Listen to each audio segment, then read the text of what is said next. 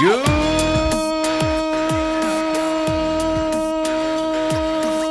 Friday morning.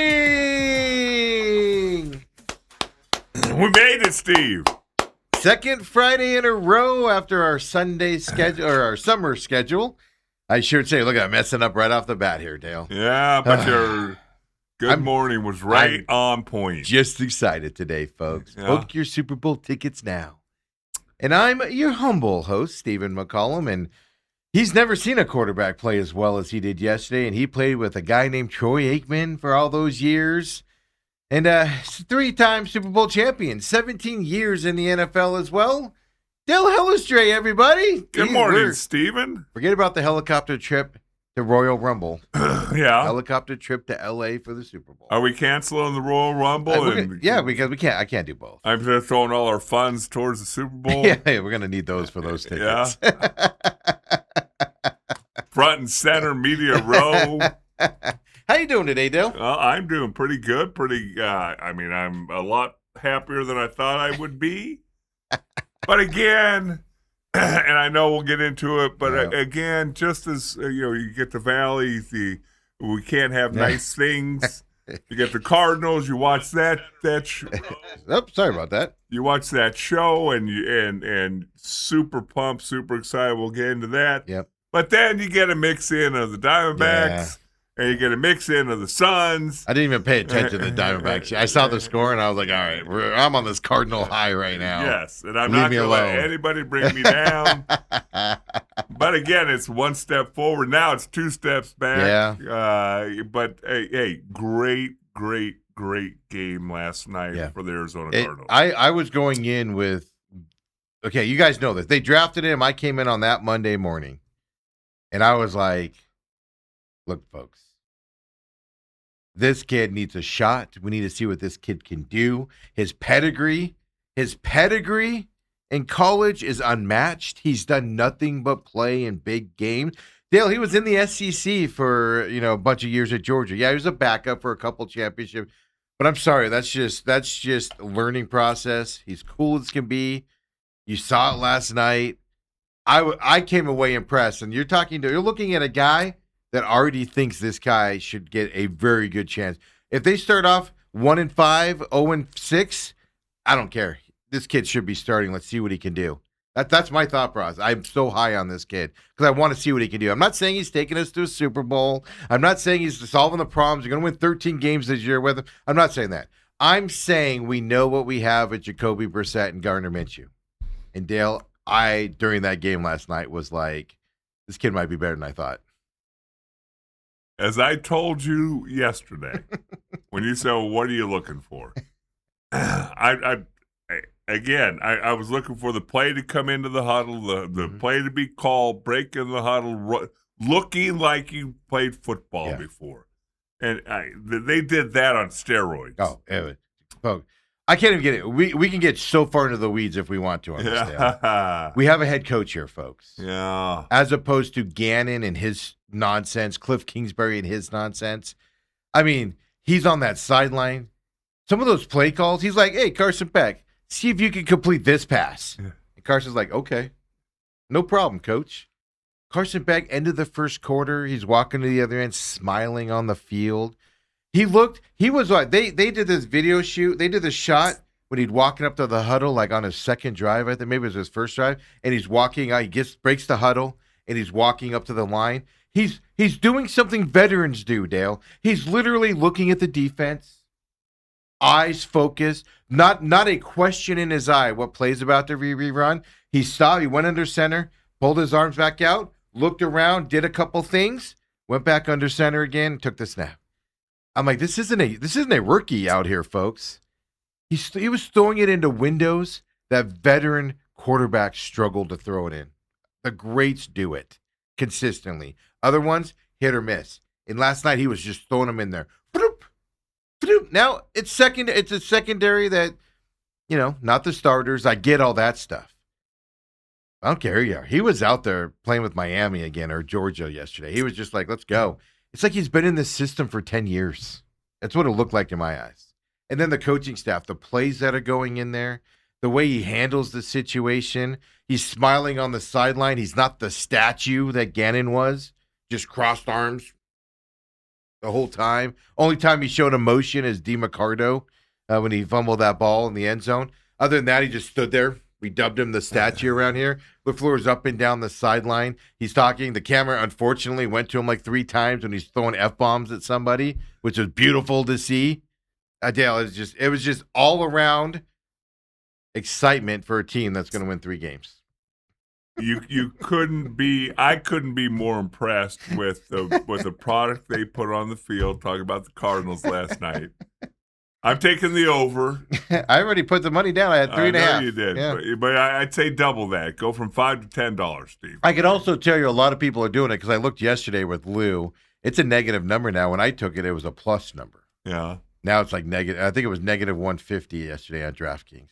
So a lot of people are taking the over 3.5 on the Cardinals this year. Yeah, it was because just, the lines changed a little bit. It was one of those things to where I knew what I was looking for. I wasn't going to grade anybody's personal performance. Yeah, you couldn't help but look at what Carson Beck did, and some of the throws, the composure, the way that it looked like. This did not look like a first preseason game. No, that's what I took away from it. That was the most enjoyable Hall of Fame game I've ever seen in my life. Yes. I mean, again, I don't remember all of them. They're usually sloppy and ugly and crappy, and what are we doing? But even the Panthers looked good. That King kid came in, and you were just like, "Who's this guy?" You know, it was just fun. I mean, then it was funny because Tirico and I just forgot Collinsworth. They're literally doing it like it's a Super Bowl game. They're calling it like seriously, and like in the first quarter. Tirico's like, hey, Chris, don't start a controversy here yet. We're only 1 drive into this thing. They were just giddy at what they were seeing. They probably were going into this going, another Hall of Fame game. Let's just practice this, get our interviews done, and move on with their life.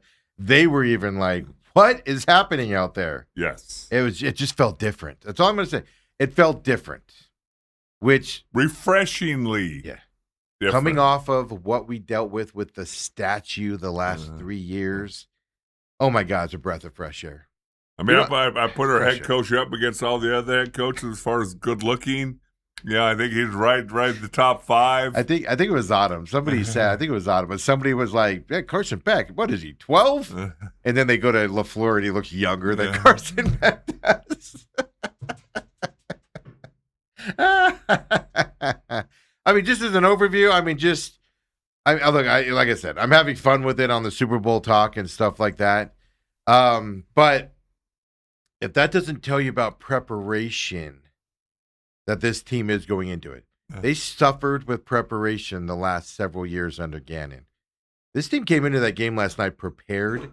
These guys that aren't making the team came in prepared. They were hitting even in the late games. There's some guys that have to worry about their job. If you were playing in the second half of this game, and there was a couple big name guys in that second half of that game, Dale. Yeah. B.J. Ojulari, for one. He's in the fourth quarter. Yeah. Not good.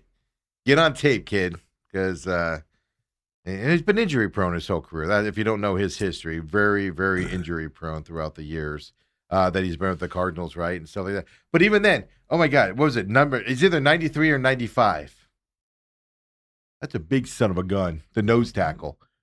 That's the backup nose tackle behind Roy Lopez right now on the depth chart. Excuse me. That guy's a beast, Dale. Did you see him move some of those offensive linemen yesterday? No. Telling you, man. Look at L.A. Again, I was not going to sit there and grade individual performances. I want to see how. And there's not one thing that I would take away. They went on long scoring drives. Yeah. Moved the ball. They threw the ball down the field. They threw the ball underneath. They handed the ball off. There were some lanes to run through. And it just looked like they knew what they were doing. And so many times, the preparation. Even in the regular season, last couple of years, you've looked at it and went, so helter-skelter. There were games that I'd show up to and sit down in the first drive. You're like, did you guys even practice? Right. The going into this game? Heck, you might as well have a fan call the first Seriously. script the first Seriously. series. And this is the Hall of Fame game. Yeah. And they looked like they were like this was week 15 and they walked into this game prepared to play it. Yep.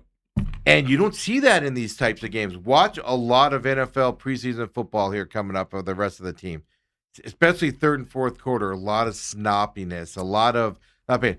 Dude, Chase Basanis, the draft pick, the lineman, he's grading. He's just running over guys on that Carolina Panthers offensive line. These backup linemen, I'm looking at it going, there's not a big drop-off between, there's a drop-off, don't get me wrong, from Paris Johnson there's not that huge of a drop-off that you've seen in years past where guys are jumping off sides and stuff like that and things. It was just that impressive of a first game coming into this, just from the coaching staff to everybody. And if you don't have to believe me, even Dale, you don't have to believe me on this. Their coach noticed what was going on there. Like I said, I'm reserved on LaFleur right now. This is a preface here to let everybody know if you haven't seen us before or heard my comments on it. I'm reserved on LaFleur. I think he's more of a player's coach, a la Cliff Kingsbury, which worries me. Right? It just worries me a little bit because, he could kind of give in to some guys and then, and have some of those issues. But I tell you this, he just impresses me beyond belief. He just has all along. His play calling last night. What was that fourth down play? And he just lobs it up and the receiver ends up dropping it. Like, we haven't seen that. We haven't seen a play call like that on fourth down. Every other fourth down for the last 3 years, Detroit Lions, get used to this. A fourth down call was a little flare out for tackle for 2-yard loss for the last 3 years under Penzing and that regime. And it's 4th and 5, Dale, and he lobs one 20 yards down the field that the receiver should have caught. He was knocked out of his hand, but he should have caught it. And I'm just sitting there going, holy crap, an actual play call on 4th and 5. What just happened? I was losing my mind. I was just losing my mind on it, folks. And it's a stupid preseason game, Dale. 15 of 19 for 188 yards and a touchdown. Yeah. Yeah, like you said, long drives, commanded the what impressed me the most was, as I said, intangible things you're not going to see. Now, there's some fundamental things I noticed, but, okay, those are easy to fix out there. I get it. And stuff like that. He had 3 rushing yards, which he's not a rushing quarterback per se, and everything. But he had the 2 touchdowns and 1 field goal on the 3 scoring drives that he had there as well. But it's the intangibles that you go look at the box score today, and you're not going to notice. There was no confusion in his eyes. He wasn't seeing ghosts, Dale. No. The game wasn't too fast for him yesterday. And say what you want. A lot of those guys on the field aren't all rookies, right, that he just got done playing college with. There was a lot of veterans out there last night. He wasn't phased. He had that one play down toward the end zone. He calls it. And literally just the whole defense is rushing him. He just casually just throws it down to the feet of the running back. Right. Just casually, bloop. A rookie in those situations are usually like, oh, crap, and they kind of didn't even faze him. Just no concern in his eyes. He was having fun out there. You don't believe me? Well, let's talk to back here on. Now, he said he wasn't nervous going into the game, which we were calling bullcrap on, because I don't care who you are. Yes. So then you go out there, and then, like I said, Hall of Fame game's kind of like a Monday Night Football game. Yes, it's preseason, but it's a standalone game. Yes. And every player's. Think of the greats that were on that sideline last night. You saw them all throughout the game. The greats that were standing there. The guys going into Drew Brees. If you're Carson Beck, you know who Drew Brees is. Oh, yeah. Growing up, right? Especially a kid from that area knows who Drew Brees is. And he's standing on the sideline watching you perform in your first NFL game. Then your whole team is talking about Larry and you're wearing 11 shirts out there. Then you got Roger Craig and all these guys that you may not have seen play because you're so young, but they're all standing there. That's how special this game is. That spotlight, he was just like, what spotlight? Let's go. Amazing. But he talked after the game. Just look how he did this in the national championship game as well. In the national championship game, I was like, he might be a little too relaxed. This is him yesterday. Carson Beck after the game on his first game. Shoot, from the time that you cross the white lines and you're out there on the first play, I was ready to roll. Since last night when I was laying in bed, I could barely sleep, just thinking about having the opportunity to play football again, just never taking it for granted. Ever since I went through the injury, the surgery, and, had to get my UCL repaired and everything, I don't know, just having gratitude for the game and every opportunity that I get is just something that, I've really found faith in. So I was ready to roll. Okay, something very important here that I got to ask the 17-year NFL veteran. That is a perspective of somebody late in their career, and he has it in his first Hall of Fame game. Well, the way I look at it, and we've talked about this before, the fact that when you say you're not taking things for granted, well, he missed a season because of an ACL. Mm-hmm.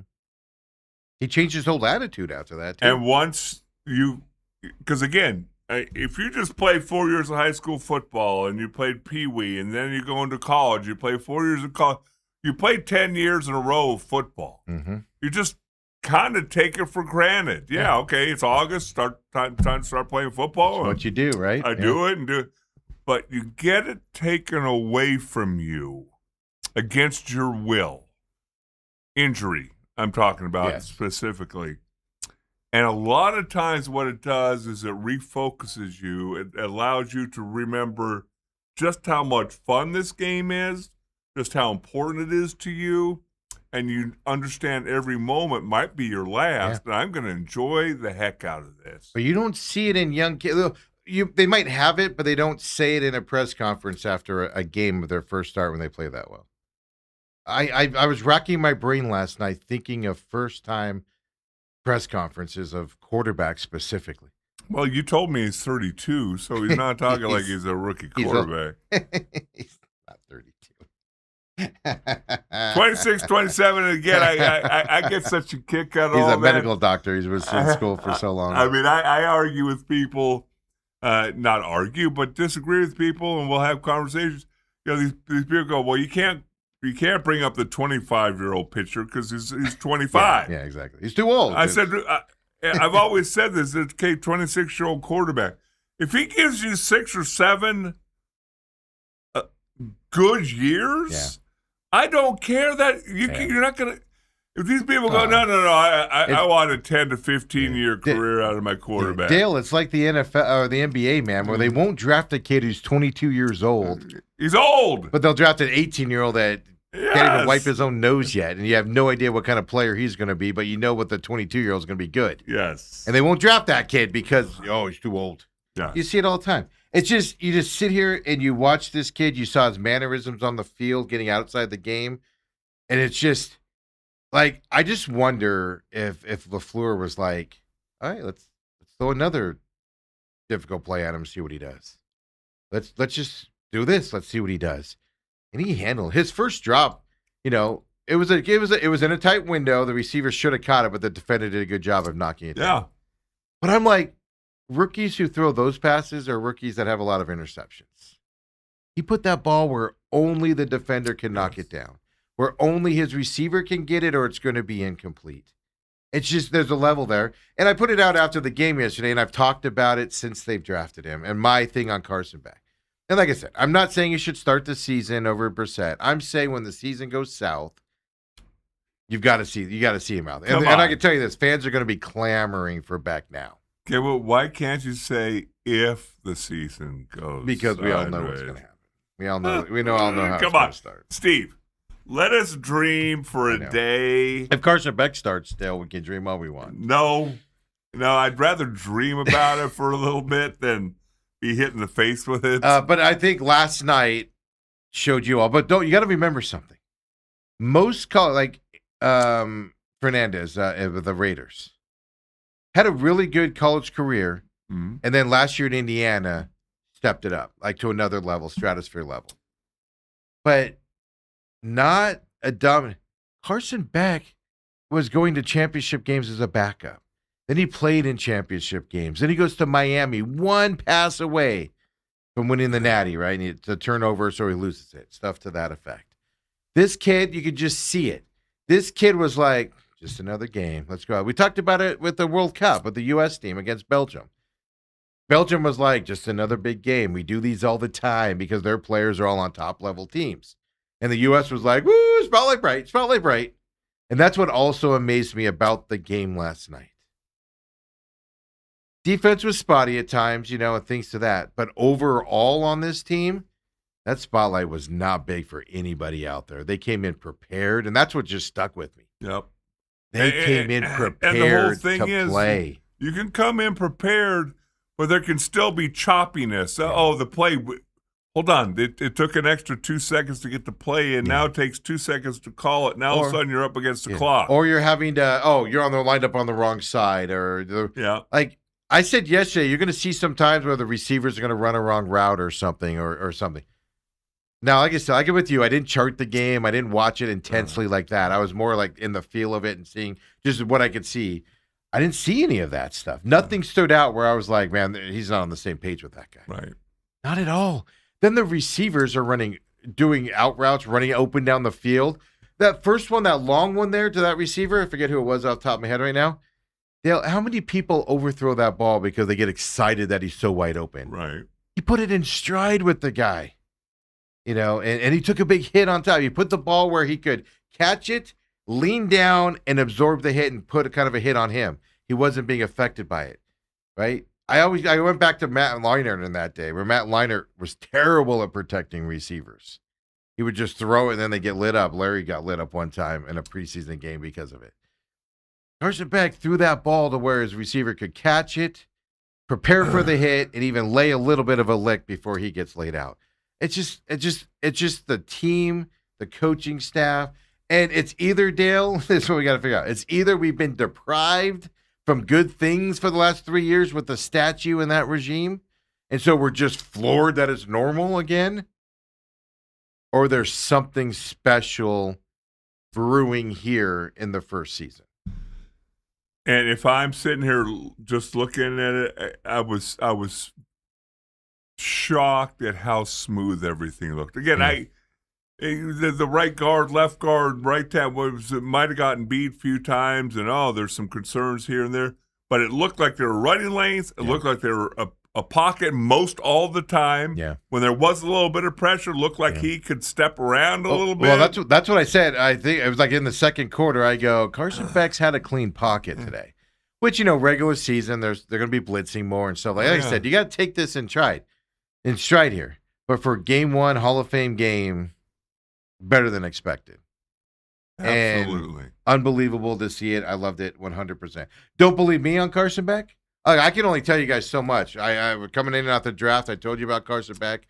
And, a lot of people were putting, Carson Beck has an attitude and has rubbed his Georgia teammates wrong and he needed a change from Georgia. Which that all happened. Okay, great.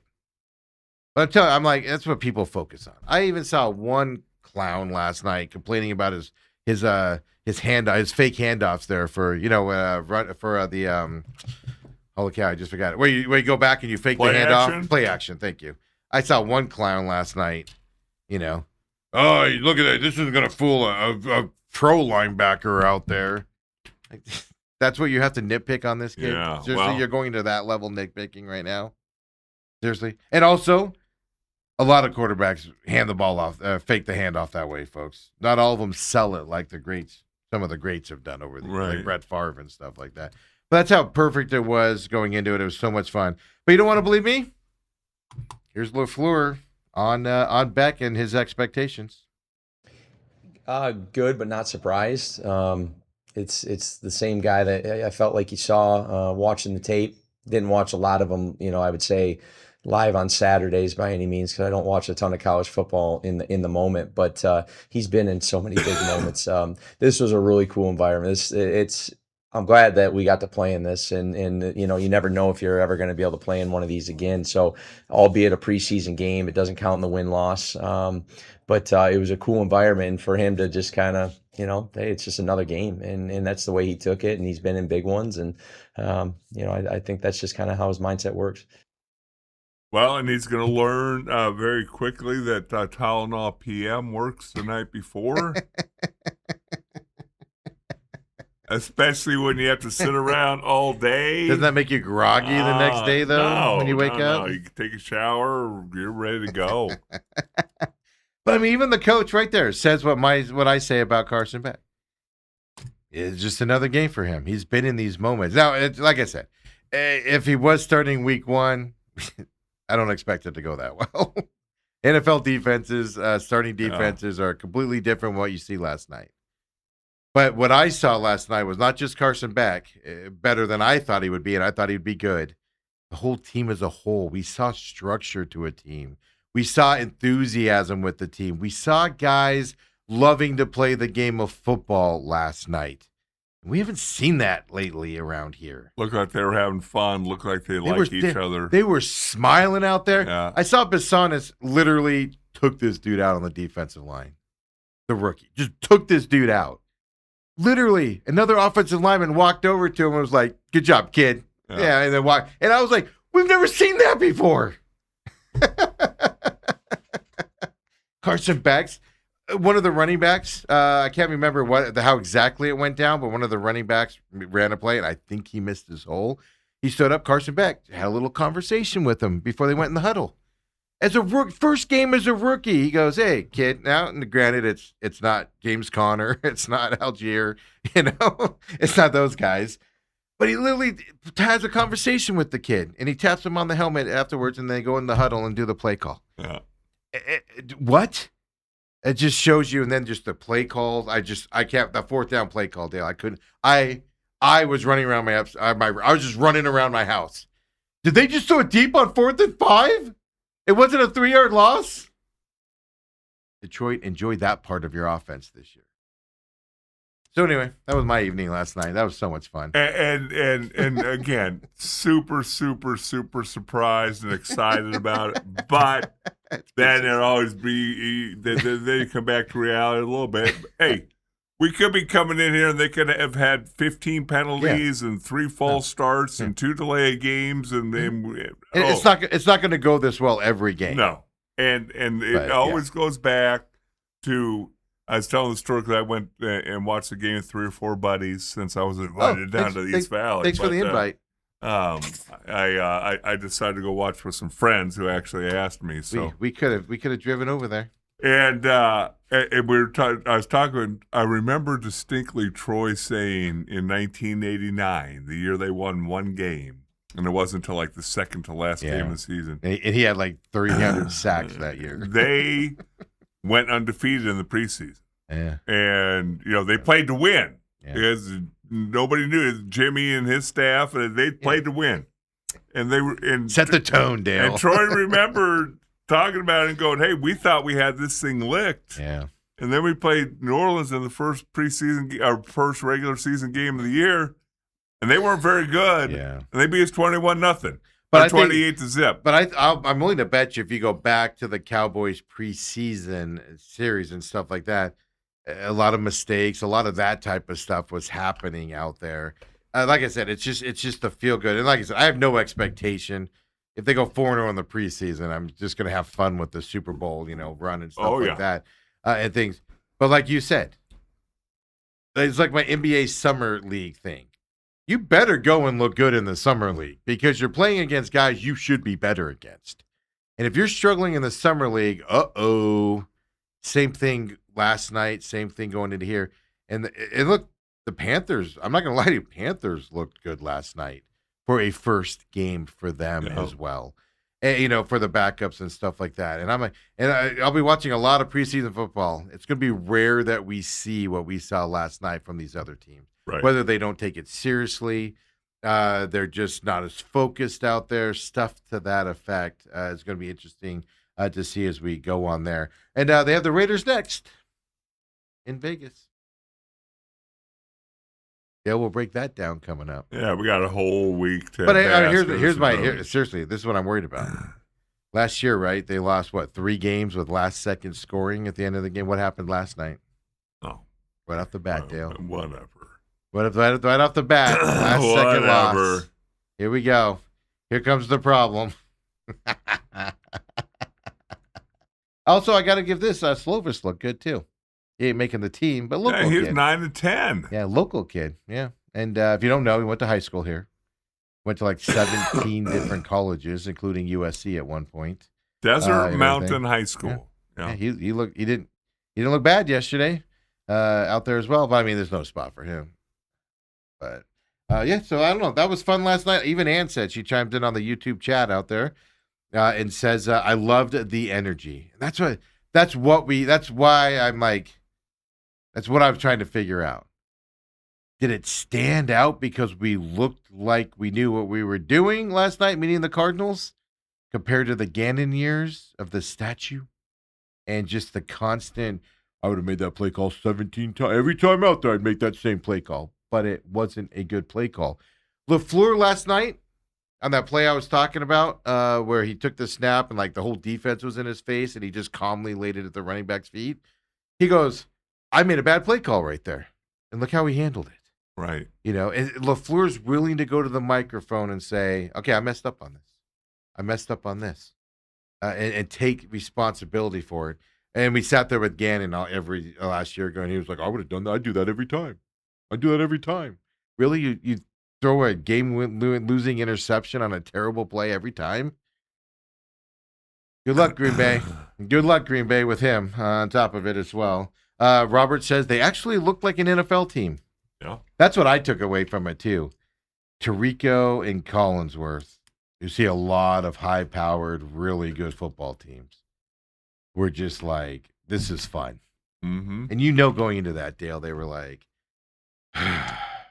do the best we can to get through this. We have a lot of stuff we got to talk. They probably had papers and papers of stuff to talk about that they didn't get to because they could enjoy the game and talk about the good stuff happening out there, and it's enough to that effect. Or, hey, you know what? We can extend the Hall of Fame interviews with the guys when they come out to the booth. Exactly, Drew Brees. Like, Yeah. hey, Drew, can you stick around for another segment, please? Did you see the one with this was a great part of it. I love the interviews themselves. I just like watching the players because they're being enshrined into the Hall of Fame. It's a big deal. But you see the one with Luke Kuechly, and they brought Greg Olsen in. And if you don't know, they kind of grew up in the same area in outside in North Carolina, Charlotte area, and they're all involved with high school football now. Right. And I think it was Collinsworth said that he went down there for a golf tournament, expecting to be like talk a lot of NFL with people and stuff. And he said it was nothing but high school football talk. And Kuechly lit up like nobody has lit up before, and goes, "That's all that matters now. Like nothing else matters to me." And Greg Olsen was like, "I agree." And Greg Olsen's a high-end announcer in NFL circles.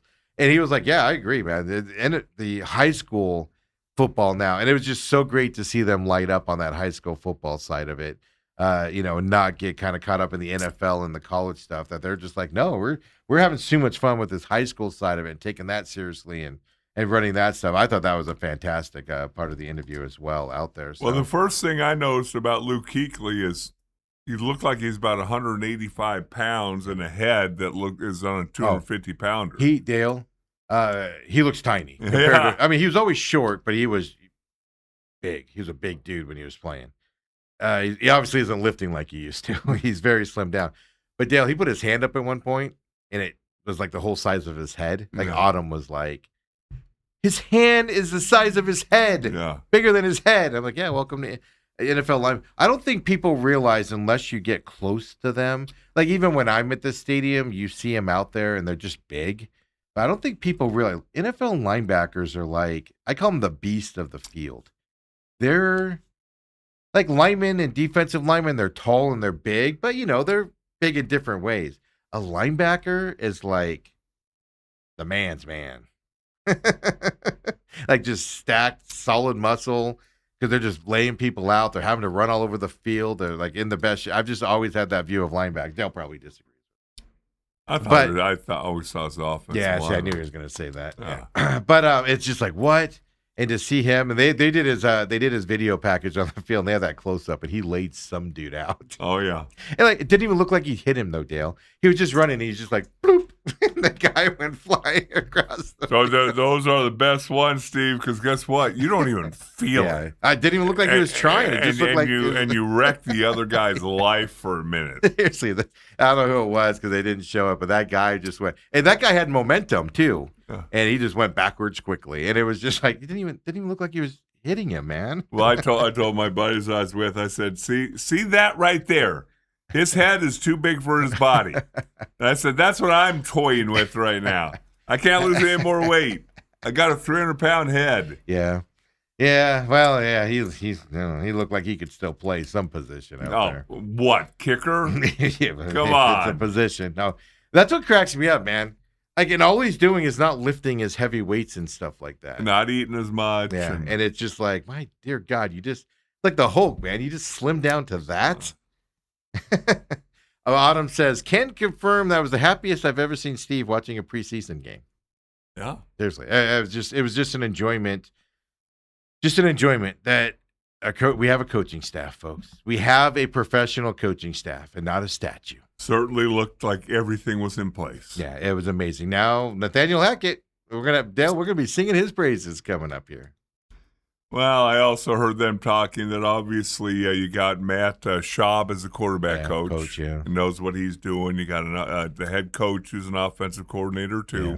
No, that's the difference with this staff compared to other staffs that we've had here in the Cardinals land, is they have bona fide, real coaching staff. BA had that as well. Arians had that. But Gannon, right? No, I kept saying, bring in a consultant, somebody sitting on a couch somewhere that has 30 years of football experience at the NFL level on the offensive side. Call that guy up, overpay him to come in and consult with you during the week to figure out how to get this offense moving and the doldrums out of it. And they refused to do it for whatever reason. It might have been money. It might have been they didn't feel they need to do it, which I think it's more that. And now you got, say what you want about Hackett. He's really good as long as he's not in charge of stuff. And he's not in charge of stuff here. Right. He's not play calling. He's the talent evaluator. He's getting the thing. And you saw last night, and then like you said, Matt Schaub wasn't the greatest quarterback in the world, but multiple years of starting experience. Well, and the thing that I've always get a crack or a laugh out is when you hear about, oh, well, he wasn't that good of a football player, but he's a really good coach. Well, guess what? The reason why he got to the NFL was because he's probably fundamentally sound. Yeah. He knew where the ball was going. He knew what to do. He anticipated all those other because he didn't have the natural ability. Exactly. So I'm a better coach. Yeah, and you can explain it. That's the thing. Superstars like Magic Johnson, when he was an NBA coach, couldn't explain to people how to play basketball because to him it was just natural. Just throw the ball behind your back, and it goes right to the guy. Just look through your ear, and you'll see him streaking down the court. Yeah, it's rare that you do that and stuff, but it's kind of like catchers become good managers in baseball because they have to know everything out there. Quarterbacks, kind of the same thing out there as well. So it was a lot of fun dealing with. It was just so much fun last night for a preseason game. It just gets me. Well, one, it's always good to be validated on your opinion on a certain kid. That's always good. Oh, brother. Thank you, everybody. Oh. I avoided Twitter because I was like, yeah, everybody's going to be jumping on the Carson Beck bandwagon, man.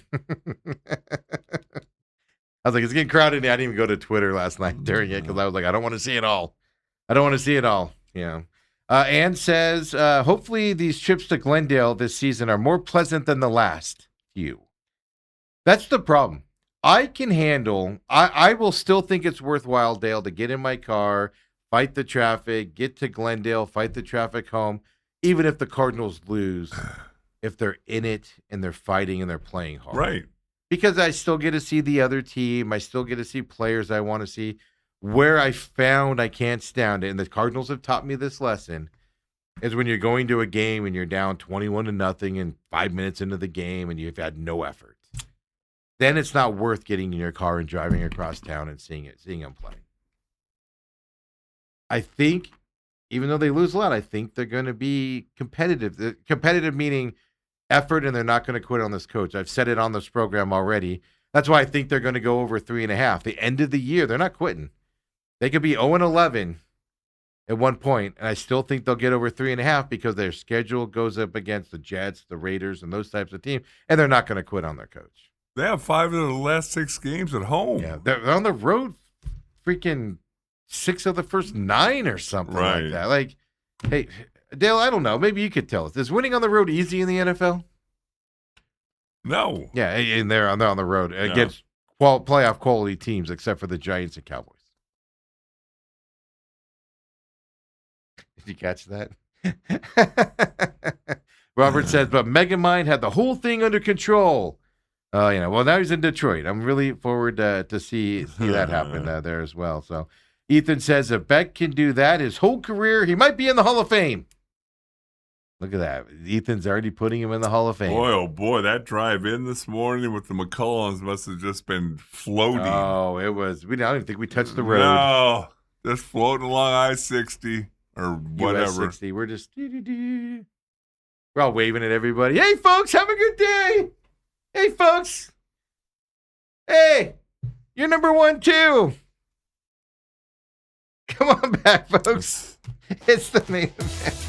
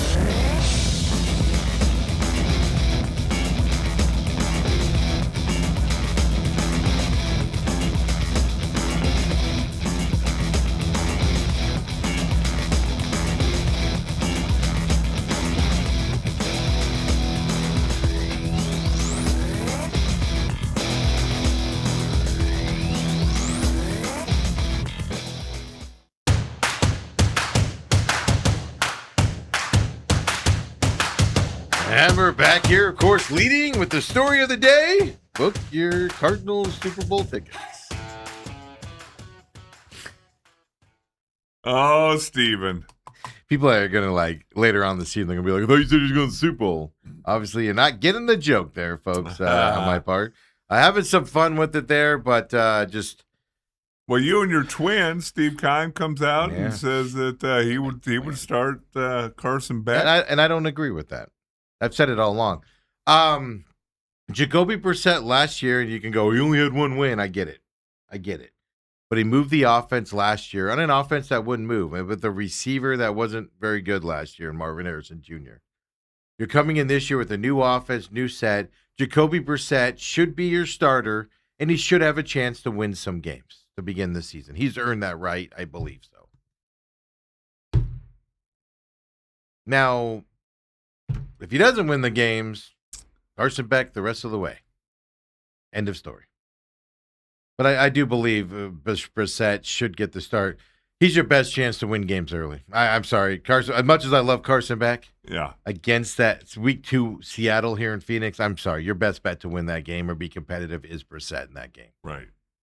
And that's all I mean. But it doesn't mean you wait till Week 12 when you got the Jets and those crappy teams coming up. Beck should be starting with Kansas City. If you're 0-5, 1-6, you're going nowhere. Okay, Beck time. Throw him in there. Let's see what he can do. Change it up a little bit. That's how I would do it personally. And part of that is the strength of schedule. I don't think Beck is, but you never know. But I don't think Beck's one of those guys. He's very physical. He takes the hits. But I don't want to find out if he's one of those guys that gets his brain beat in the first year and then just never is the same afterward. I don't want to find out if he's that kid. Well, and starting him, you might get that. You might find that out. You might find out whether he is or he isn't. And I agree with you. I think, again, when you look at it, the only thing this does is obviously gives you fun stuff to talk about for a week. And know that, yes, he can throw football and he can lead a team. And again, it is preseason. I'm keeping that all in perspective. Yes. I'm just saying. I'm having fun with it, but I'm keeping it in perspective. We could have came in here today and they could have scored 0 points. There could have been 3 picks and 2 fumbles. And play calling could have been just a trope. We're all going, what kind of play call was that? Yeah. Look how giddy I am on a 4th and 5, folks, and they threw it 20 yards down the field. Look how giddy I am over that. The statue and they just ruined me, man. They just ruined me with the Cardinals. Hey, Dale, other football news. Playoff football happening this weekend again. For local news out there, your Arizona Rattlers, the 3 seed, going to San Diego as well. Front Wave Arena, 4:30 p.m. our time here, 7:30 p.m. Eastern. For those of you watching on the East Coast, Rattlers San Diego Strike Force are the afternoon game at 4:30. Winner goes to the IFL Championship game down in Tucson. On the eastern side, you got Tulsa and Green Bay Blizzard battling it out there. That'll be 1 p.m. our time, 4 p.m. Eastern time, all on Yahoo Sports coming up this weekend as well. San Diego Rattlers swept San Diego twice. So the way the playoffs have gone, the team that got swept twice has beaten the team that swept them. Yeah. I don't know if this is good or bad. And unless the San Diego lost the game at their new, they've been in this arena 2 years now. This is their second year in this specific arena. They hadn't lost a game in this arena till the Rattlers beat them on July 4th weekend. I don't think they lost another game there afterwards. So there's only one team that's beaten them in this arena, and it's the Rattlers. They did it July 4th weekend when both teams still had a bunch to play for. Right. And they swept them. They beat them first game of the season as well. This is just going to be a fun, hard-nosed battle. I have a game this weekend. Who are you picking? I'm going to go Rattlers in this one. Really? I was thinking about it last night. The defense sets them apart right now, but I'm a little worried. You know what wrinkle can come up here? A little overthinking by coach, and Dalton Snead's in this game. Ooh. With no timing or something to that. Or Drew Powell gets into this game. Not that I think they're bad quarterbacks, but you're having success right now. Right. Don't rock that boat.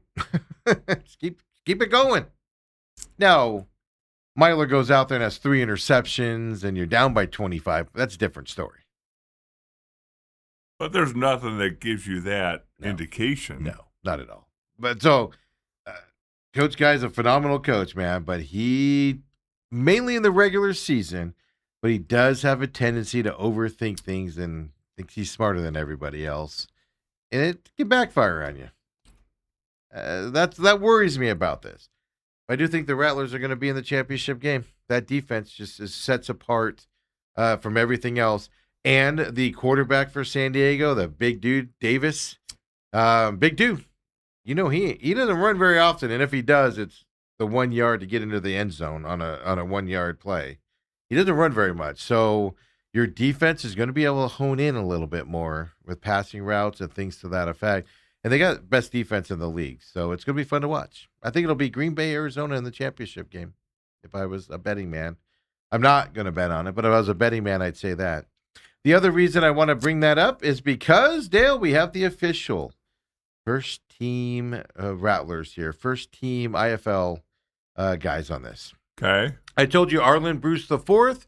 I'd be shocked if he's not part of that. Just phenomenal receiver from Iowa. Unbelievable year this year. Offensive lineman Christopher Strouder was named to the team for the second consecutive season. Phenomenal. My problem with Strouder is phenomenal blocker, and it's the weirdest thing, Dale. You've talked about this a lot. During the game, he's the one that last year and the beginning of this year, he'll get mad at somebody and get a unsportsmanlike penalty or something, and he'll just be angry. And he's a big dude, and he'll just literally just road grade guys out there. Phenomenal talent. And then you see him after the game, and he's just like, "Hey, how you doing? Oh, it's so great to be here." And you're like, "How do you go from that to that?" in a span of 10 minutes. It's the talent of an offensive lineman, Stephen. They were doing a jersey auction, and me and Autumn were standing, kind of off to the side, and he was standing by us, just joking around, laughing. And I literally looked at Autumn and I go, that guy was like shoving that guy on the field and pushing him and like swearing him up and down and doing whatever he was saying to him.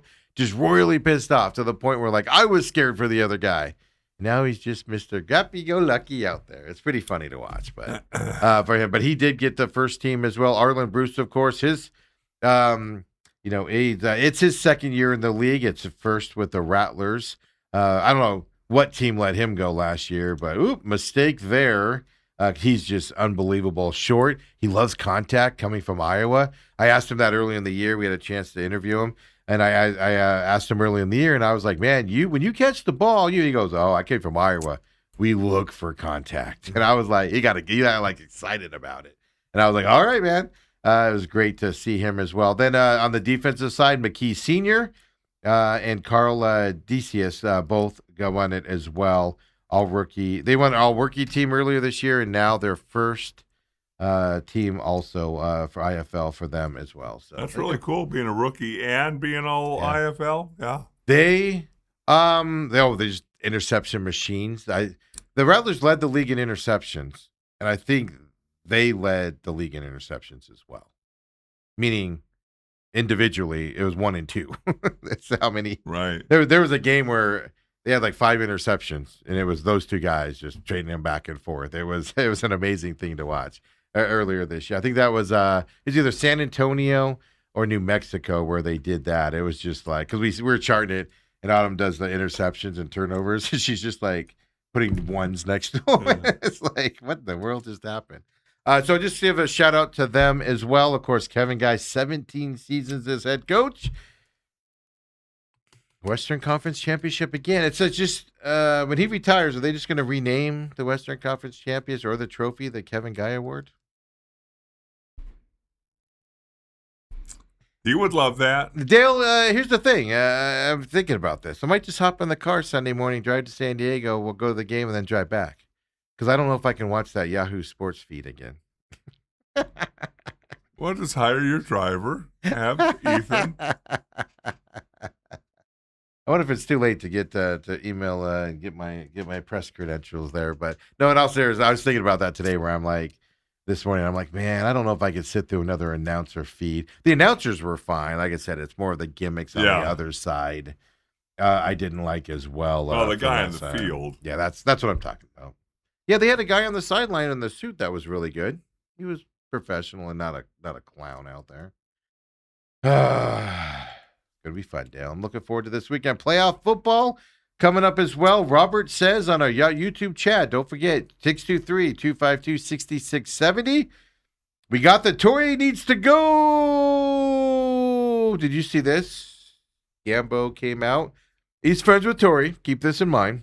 He came out and said Torrey should be considered for manager of the year. Yeah. And here, I'm going to shock some people here. I agree with that. He needs to be in the conversation of it. Will he win it? No. Couple other managers I would favor. He should be in the conversation if they stay in the playoff hunt. Yeah. He should be in the conversation for it. And I'm going to go a step farther. He's probably due for an extension. Look if at they you. if they stay in the playoff hunt. Do I agree with it, Dale? No. But he's probably due for an extension, a 2-year extension, a 1 or 2 year extensions probably coming his way if they stay in the hunt. Everything. Even if they miss the playoffs, folks, but they're in the hunt, Torrey could get an extension, and he probably deserves one, is what I'm telling you. Yes, folks, you're not having a heart attack. You heard it properly. It's just weird feelings you have going through you because I just said all that. You look at what he's done with what he has. Yeah. You look at the injuries they've encountered. Again, every team has injuries. Yeah, but they have 200. I don't know what the number is. They have $200 million sitting on the injured list all season long. Yes, which, if you're mature enough to take a step back and go, if these guys were playing, what would this team look like? Well, And I know it's ifs and buts, and I know it's sports, and I know all that. But at the end of the day, if somehow, someway they can win 2 games against the Dodgers this weekend, Yeah. well, what are you yelling and screaming if you're a Diamondback fan right now? If they've lost 6 in a row like the Dodgers, Right? huh? Well, what are you yelling and screaming? Dodgers fans don't even care. They're like, we'll be all right. Yeah. and it sucks because they lost 6 in a row. They get a day off. I don't like And this. no. I don't like that because they're gonna come in a little fired up and Yes. angry, right? I don't like that feeling. But yeah, I mean, if you look at it realistically and you put I'm gonna call it Torrey hate, even though I don't hate Torrey. I think he's a good manager. I just think we need a voice change here. I just do. I feel that way. But think about this. If this was Torrey's 3rd year in the league and you just missed the playoff twice for 2 years, this year you're in the hunt again, whether you get over the top or not with all the injuries, you're not clamoring for him to get fired. No. We 10 have years that in. feeling because of 10 years. Yeah. We have that feeling out there and stuff like that. So Robert says, Gambo's friends with Torrey? I am shocked. Then Ethan goes, you're crazy. He needs to go. I don't disagree. Like I said, I agree with you. I think we need a voice change in the Diamondbacks. Do I think Torrey can get us over that hump? I do not. I think he's a fantastic coach. He gets more out of his teams than he should. Right? 100%. You're seeing that this year.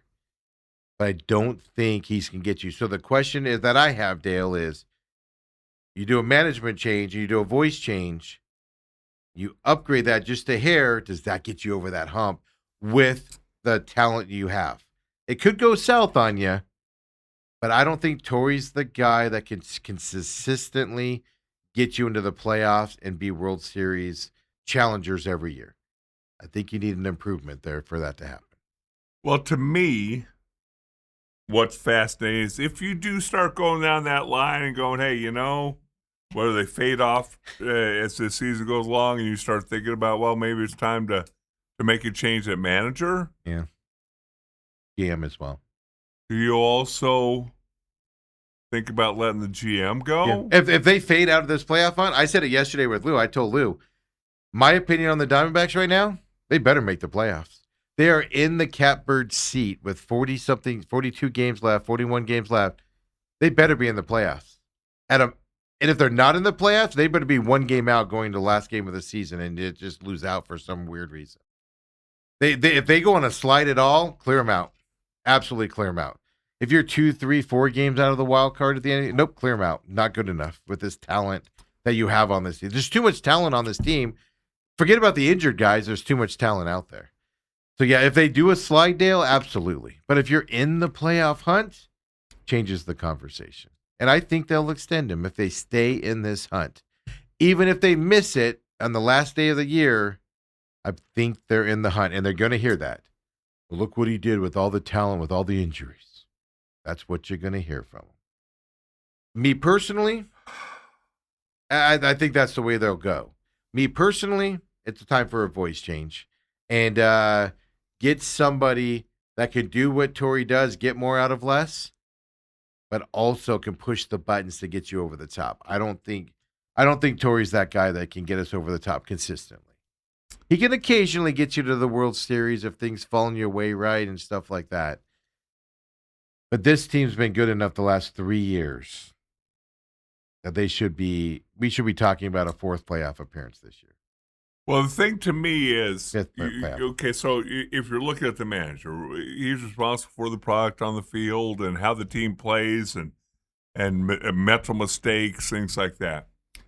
But I'm sorry, I think you could bring in Billy Martin. You could bring in whoever you want to, Hall of Fame coaches. You think Billy Martin can do well, with his current state?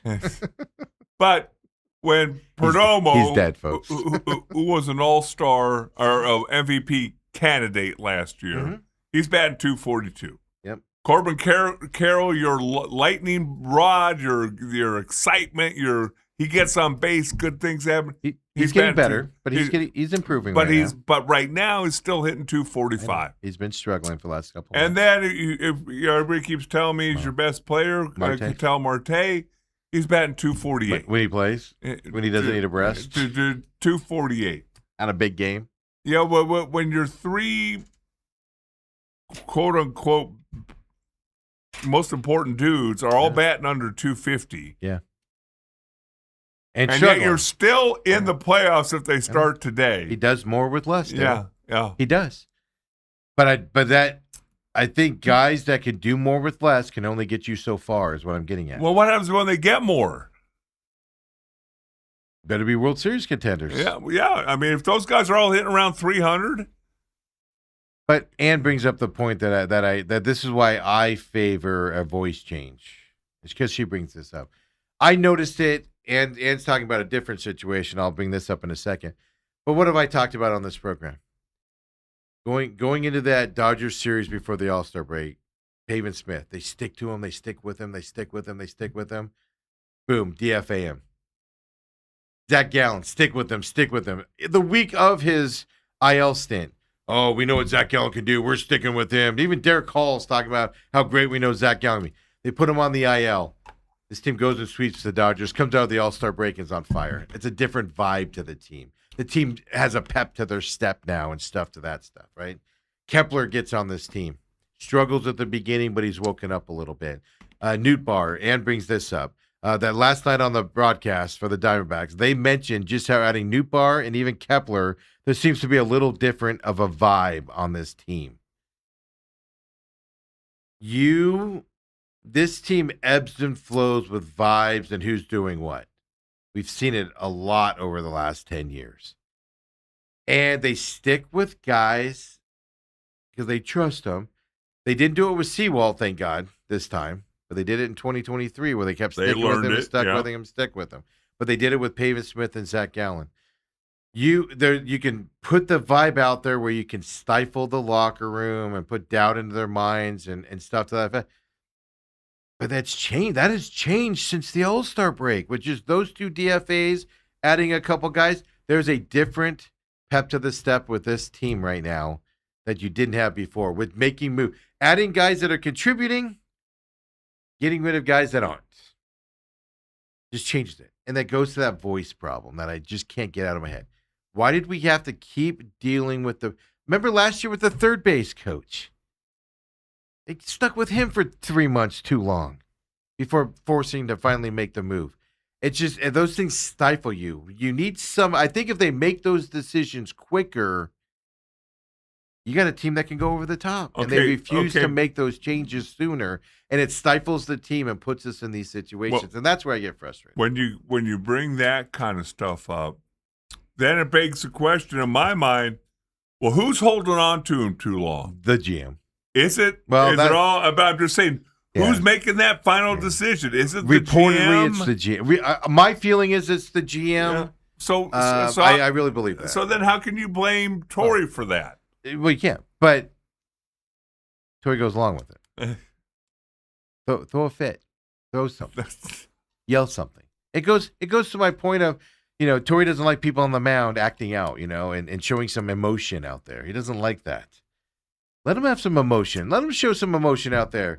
Walt Schmidt makes an unbelievable catch in the outfield, with his big defensive stance. What's the next thing they do? They bring Barossa in as a defensive replacement. And it's like, did you just not see Walt Schmidt make this unbelievable over-the-head catch in the outfield? Yes. And you say you can't be trusted out there in the ninth inning, so you got to bring Barossa in? You can't tell me those decisions mess with that stuff. And that's just where I get frustrated with it. But that's the thing. Ann brings it up. I've noticed it. The broadcast obviously has noticed it if they're mentioning it. Like I said, I did not pay attention to the Diamondbacks game last night in real time because of the Cardinals. I didn't want to be bummed out after the Cardinals deal and everything. So it is interesting. Ann says, I think some of the guys appreciate the fresh voices and eyes. So if the new players can do that, what can a manager change do? I know, and I don't even know who the manager could be, But you saw that with the Cardinals last year. Was it last year or the year before? They were supposed to be terrible. They changed managers, got a young manager in there. And they played above themselves last year. Then they ended up selling at the trade deadline for other reasons and stuff like that. Now, it could go the opposite way. It could be that Nebraska situation where you go, we're Nebraska. We don't win 9 games a year. Yeah, you're right. You win 6 now. Congratulations. You could go that way, but it's just you've seen this team get a pep to their step. You've seen them, the struggles with it and stuff. And all that being said, I'm just telling you guys, Torrey should be in the conversation for manager of the year. And they should be thinking about an extension if they stay in this hunt and make the playoffs with what he's done this year. No. It should have it the way to look at it. Do I agree with it? No. But if I'm the Diamondbacks and knowing their history and their perspective, that's probably what's coming. So I just wanted to make everybody brace on that. And yes, I said it, folks. He should be in the conversation for. Do I think he'll win it? No. There's a couple other coaches I would favor. But he's got to be in that conversation. Yeah. I mean, just with the young guys. Hey, folks, I know Drake struggled last night. I get it. He's going to go down. Soroka looks like Monday. I did see Jack Summers post and go, looked like they made their decision. I've seen Erod as the starter on Sunday for 4 days now before they said they might move Soroka into that spot.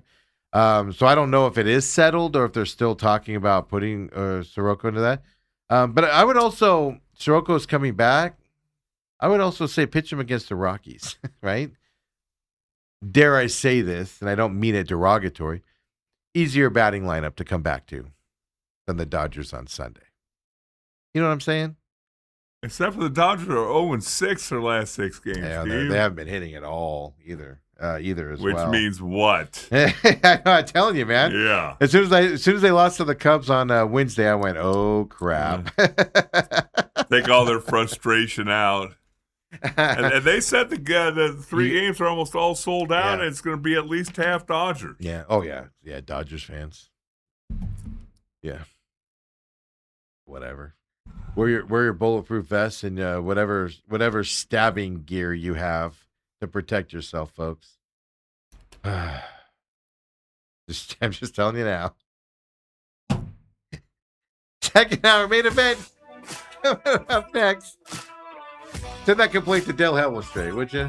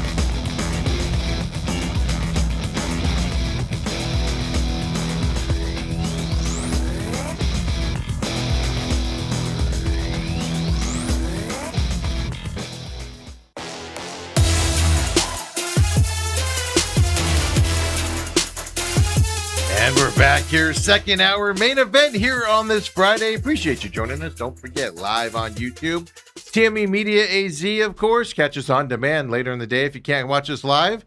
On, of course, YouTube as well, over on Rumble, rumble.com/user/TME Media is where you can find a channel page over on Rumble as well, of course. The free audio podcast for you as well. We have that. We have multiple other ways coming your way to try to make it easier for you to catch our show and share us with your friends out there. Like, subscribe to us. We appreciate it. Text line 623-252-6670. I don't remember if I said it. It was in my mind, but I did get the Torrey's gotta go text again this morning. Ethan says I did say it there, so that did come across there as well. Hit us up at on X as well, TME Sports Show, or of course on the YouTube chat, like a lot of people have done today. Robert, just to finish up the Diamondbacks talk here.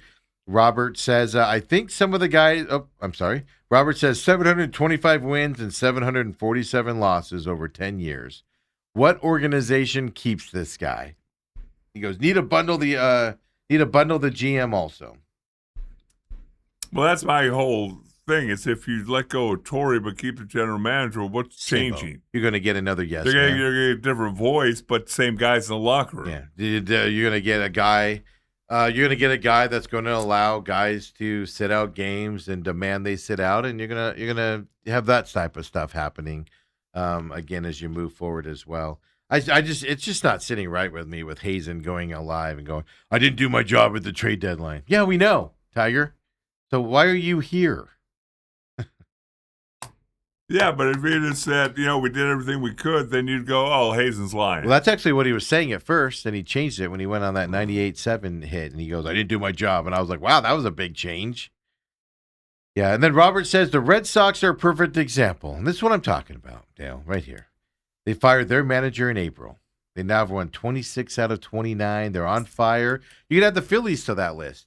Phillies were downright terrible. They fired their manager, brought in... the Hall of Famer that I'm forgetting his name right now. They bring him in, and they're in the playoff hunt. They're in the third in the wild card standings as well for them out there. It's just a voice change when done properly can put you over the top or at least improve you out there. Ethan, do you have the wild card standings available for us? Speaking of which, loss yesterday for your Diamondbacks means they slide down because the Phillies won yesterday as well. So they move up into that second spot. Diamondbacks in the third spot.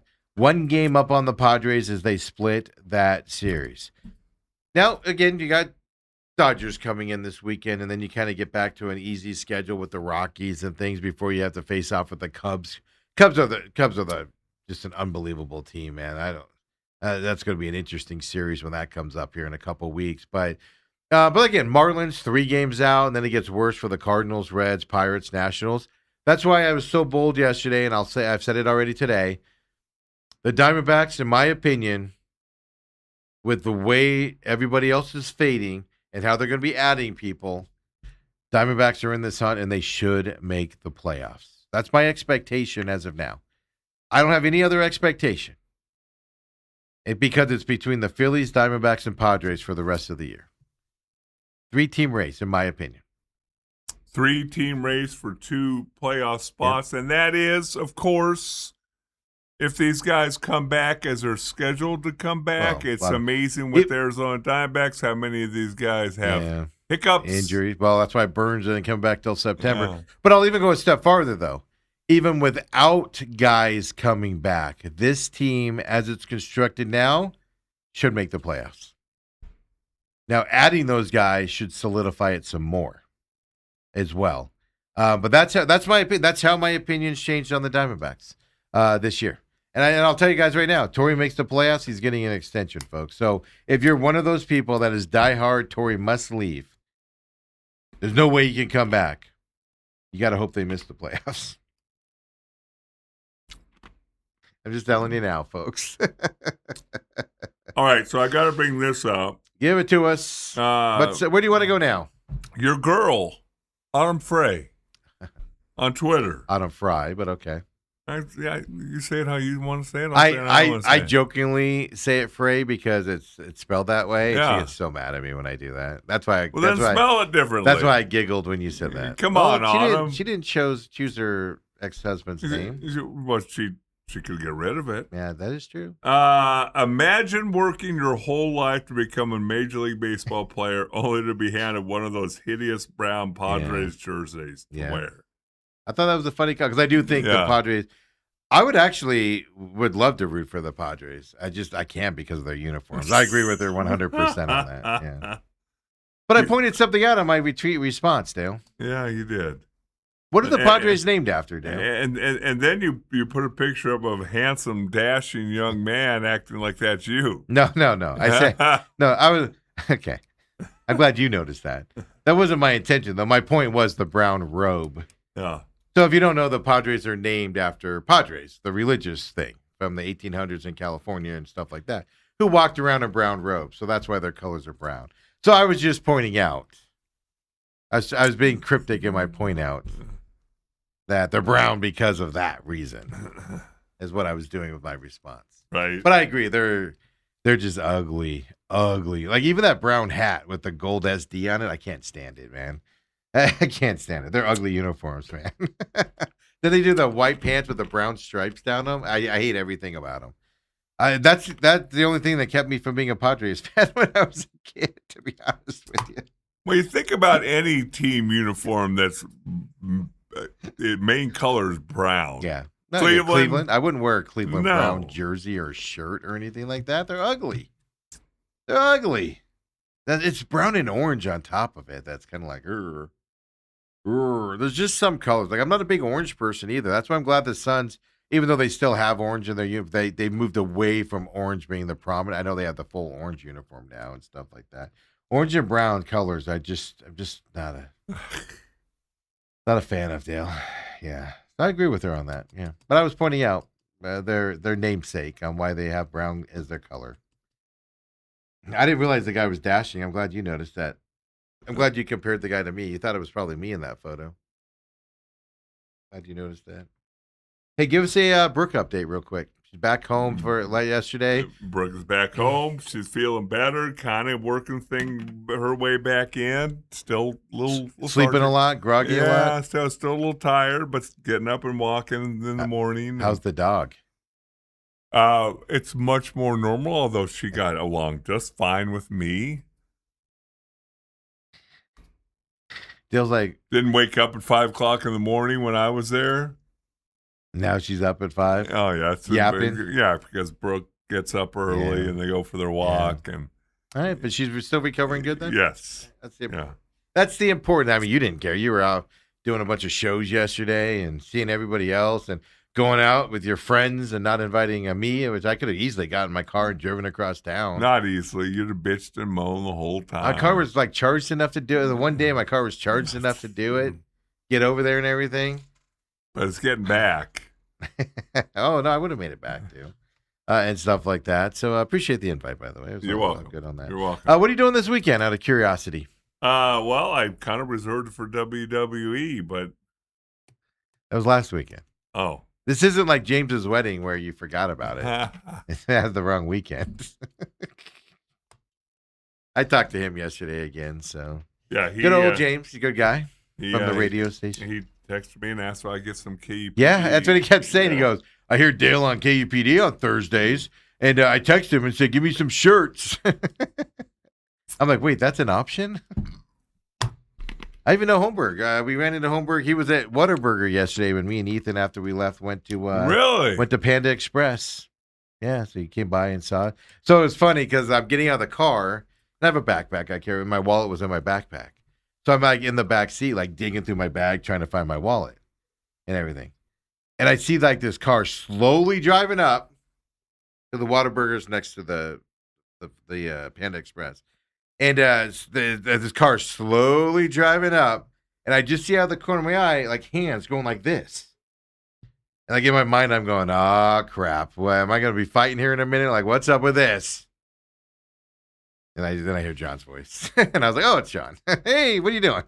He recognized you from the back, huh? Well, I mean, this backside, I mean, who doesn't? You just pointed to your front side. Well, because I can't reach in the back. Shoulders don't let me reach in the back, Dale. Yeah, so it was pretty funny, but I'm like, oh, here we go. And then the best part is Ethan almost caught an assault charge inside the Panda Express. Really? So we're standing in line, and they're ignoring us because they're doing to-go orders. This is pretty funny.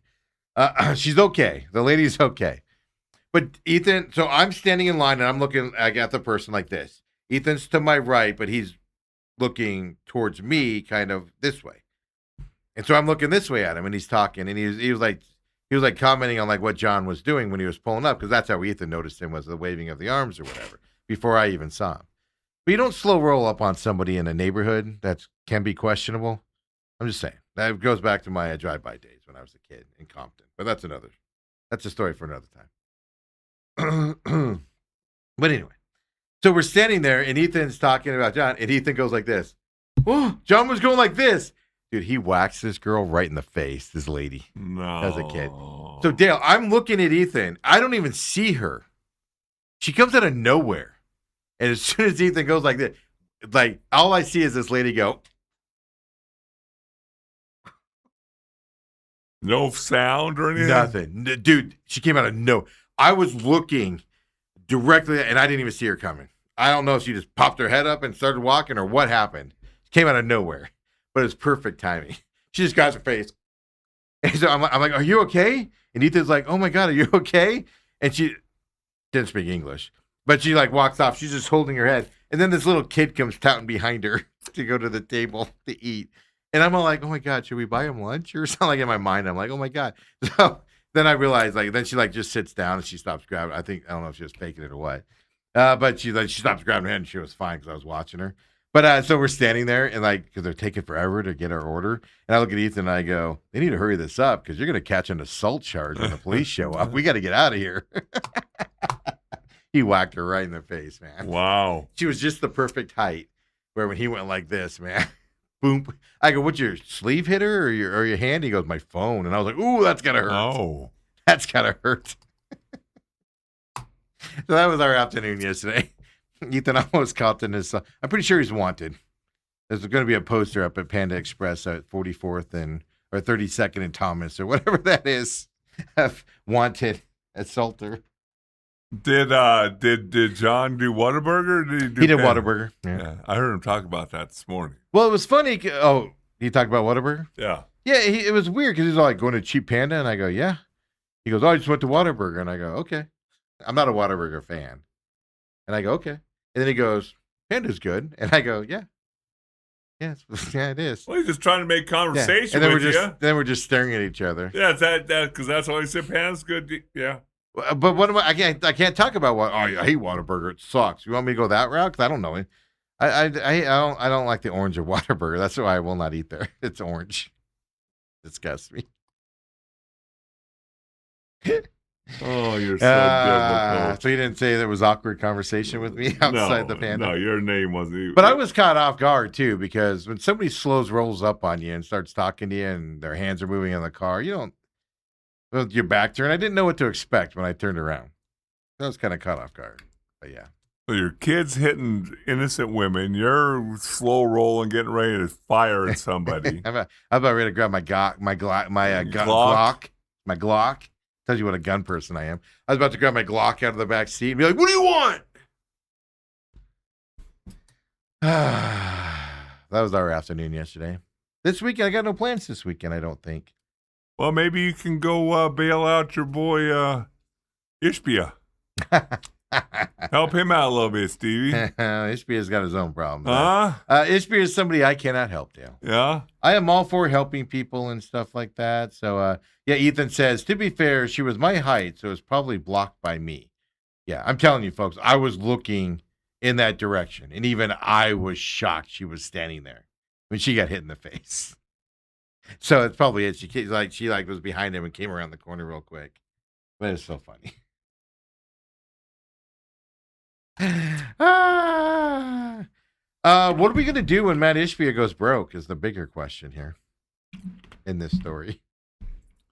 You're the business news guy. So here. if you don't know what's happening, you know this innately, even if you don't follow business stories. But mortgages is a tough business to be in right now. Okay, it's tough. Nobody's getting them. Very few people are getting them because houses aren't selling. Mortgage rates are too high. He's a big commercial mortgage rate guy. His company is a big commercial mortgage, biggest commercial mortgage company in the world. They do house loans now and stuff like that because they compete with Dan Gilbert's Rocket Money company, the owner of the Cavs. His company's suffering as well and stuff to that effect. But, I mean, Matt Ishbia's company was worth like a month ago $9.6 billion. His net worth was. But that was the company. That was the company stock.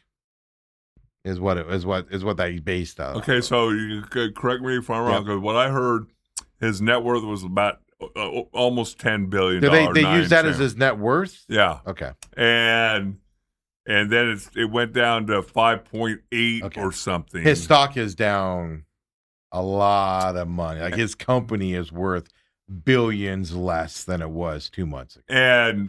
And the Suns are like $5 billion of that worth or something. Suns are worth $5 billion. They estimate Suns are worth at $5 billion. Yeah. So his company's struggling so much so, Dale. Now, these guys move money around. So he's got a family trust, a family company that, is a vendor of the company. Everybody does it. And they had to infuse a couple $1 billion into his mortgage company from that family business and everything. Okay. It's standard business stuff that happens. But mortgages are tough right now. Dan Gilbert's company, Rocket Mortgage, is struggling as well. It's not struggling at the same level Ishbia's company is, but he's struggling as well. His net worth is down a ton also because mortgages is a tough business to be in right now and stuff like that.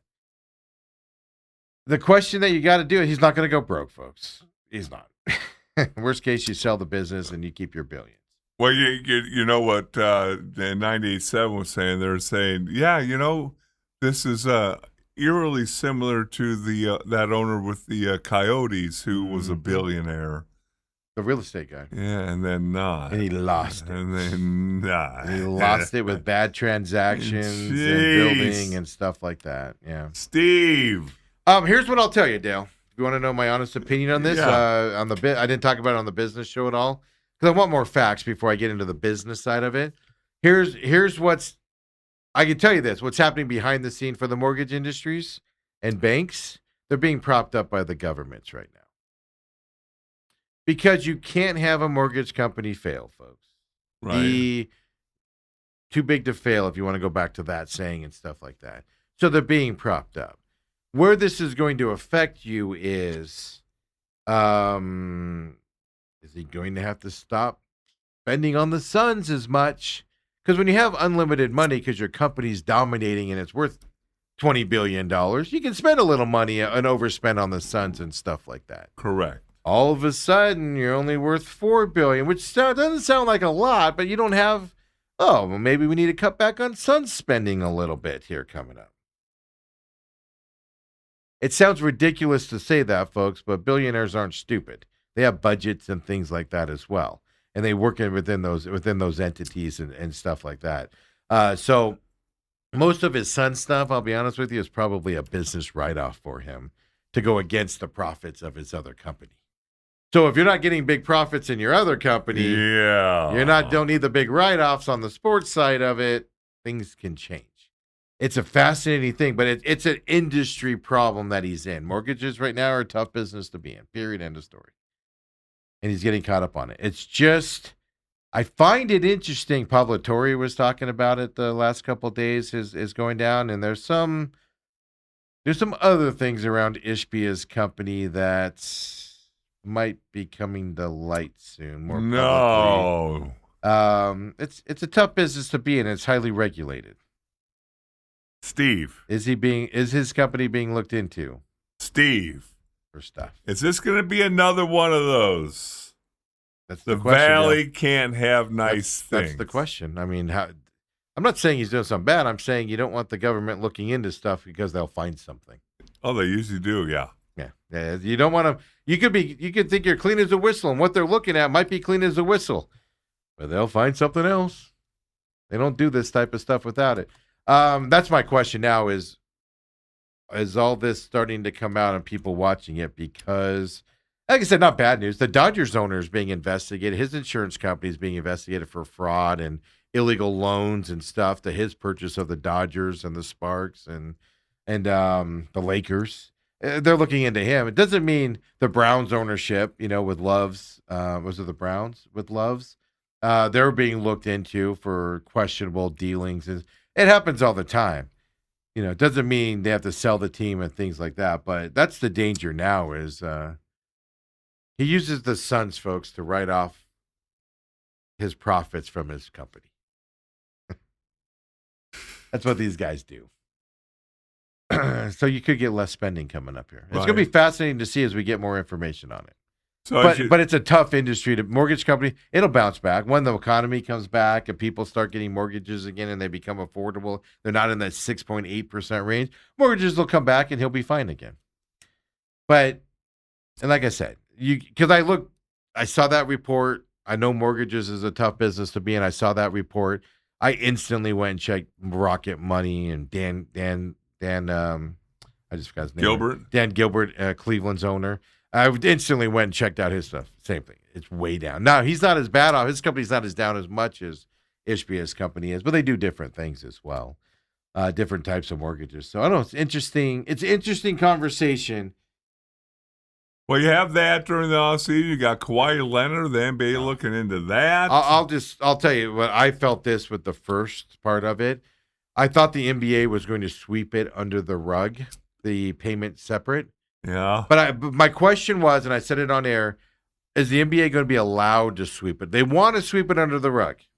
Are they going to be allowed to? And what I mean by that is other owners have to be pissed. Right. Because if they're following all the rules and the Clippers are circumventing the rules. Almost $28 million. That gets spread around. That's tax money not going to the other teams by avoiding the aprons and stuff like that. These other owners.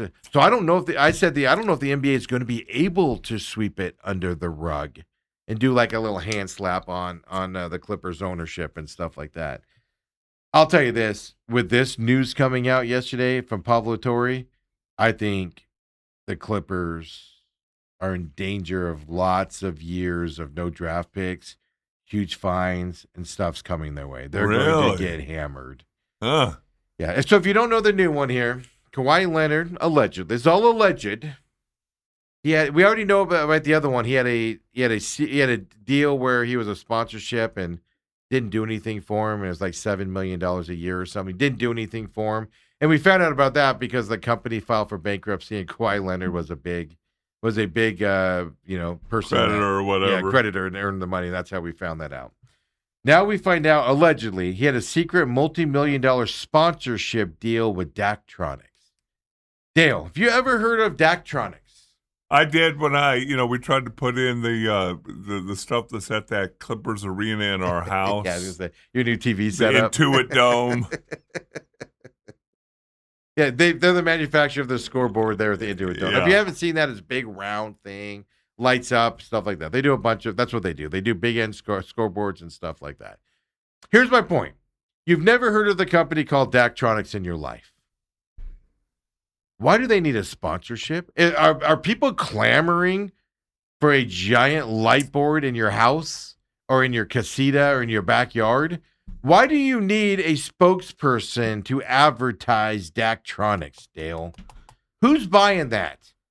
Big companies. People that need Daktronics boards and stuff. Like if I was to build a sports arena, I guarantee you I'd know about Daktronics because it's probably, if not the company, one of the companies you'd look at for your scoreboard. But other than that, who's buying Daktronics? Why do you need a spokesperson for it? The claim is Leonard was to serve as the official spokesperson of the company. Was the deal there. And he doesn't talk. Yeah, have you seen a commercial from Kawhi Leonard selling you on Daktronics scoreboards? Anybody? Anybody catch one of those during a basketball game? Let me know. The claim also is that the deal was openly joked about as being 1,000% a way to circumvent the salary cap. So we have two companies now, allegedly, Kawhi Leonard being paid multi-million dollars over multiple years. To play 40 games a year. Yeah. All this for a guy who played half the games. Yeah. Yeah. And the Clippers. Oh. And look, like I said, it's one thing to circumvent the salary cap to your benefit. They would be in the apron and they would be other teams are losing money as a league because of these deals. Well, it just explained to you. So if you go into the apron, then you have to pay extra money. And it splits between the other teams. And the other 29 teams gets, or depending on where you are in the scale. It's NBA, you folks. get money. It's confusing. Yeah. But basically you get money from it. Yeah. This would be like in the NFL, everybody splits so the Cardinals can sell 0 hats and 0 Cardinal shirts this year. They can sell no merchandise that says Cardinals on them, and they're going to get a giant merchandise tag because the Cowboys, Patriots, they sell them and Cardinals get X amount of money from them. Right. Right. That would be like the Cowboys going, all right, we're going to sell our shirts, but we're going to sell them for cash and not tell anybody about it. Right. And sell millions of them. And then everybody else in the league is going to be going, you can't be doing that. You're costing us money. And then the owners care when you start costing them money. Oh, that's the way you get into somebody's MI. Circumventing the cap because you want to not pay it out, right? But the companies can pay it out and it saves you some money is one thing. Doing it to where you're screwing your fellow owners in the league, they're not going to take kindly to that. And then we have two companies that have reported multi-million-dollar deal in Clippers land as well. And by the way, that trade is held up because of this investigation. Oh, yeah. That's in a year now. Now, you were kind of talking about it off air, how long this because why is this investigation taking long? One reason investigations will take longer is, like I said, you start looking at one thing and you go, oh, what's this? What's this? What's that? And then you have all these tangents to go down. They probably found out about this Daktronics sponsorship while they were looking into the other sponsorship, and now you got to go down that rabbit hole. This deal's held up.